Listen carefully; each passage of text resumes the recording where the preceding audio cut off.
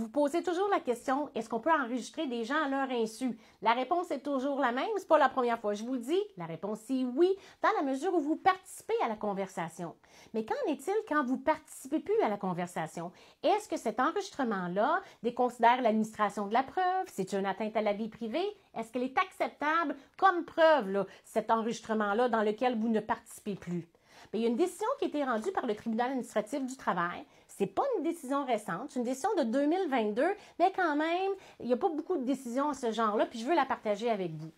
Il s'agit d'une travailleuse qui est bien inquiète. Ça fait plusieurs fois qu'elle rencontre son employeur. Elle a l'impression qu'on veut la mettre dehors, le ton est pas bon, elle ne sait plus trop quoi faire. Fait qu'elle a une rencontre avec l'employeur, donc les ressources humaines et le gestionnaire, et elle et son syndicat.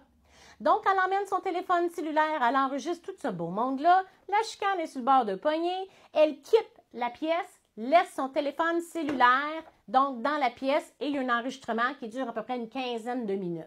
Donc, est-ce que cet enregistrement-là de 15 minutes est admissible en preuve? Parce qu'en toute honnêteté, la travailleuse n'est plus dans la pièce.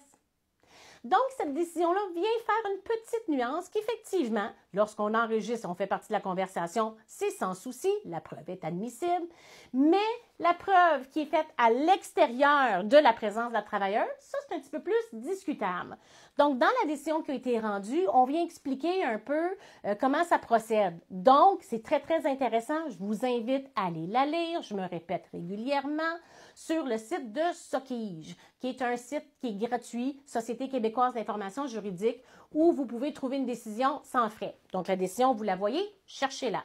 Donc, finalement, malgré que c'est une atteinte à la vie privée, le juge a accepté l'entièreté de l'enregistrement, même le 15 minutes où la travailleuse n'était pas là, parce qu'elle avait des motifs de le faire.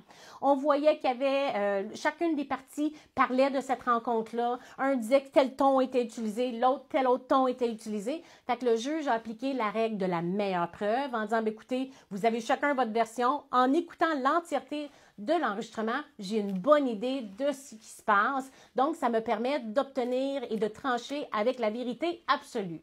Il vient dire qu'il est un petit peu... il dit ici, le tribunal convient avoir sourcillé à l'écoute de l'enregistrement parce qu'à un certain moment donné, il y a une petite discussion où le gestionnaire dit, en revenant, on va lui faire péter la coche à la travailleuse, mais c'est pas comme ça que ça s'est passé.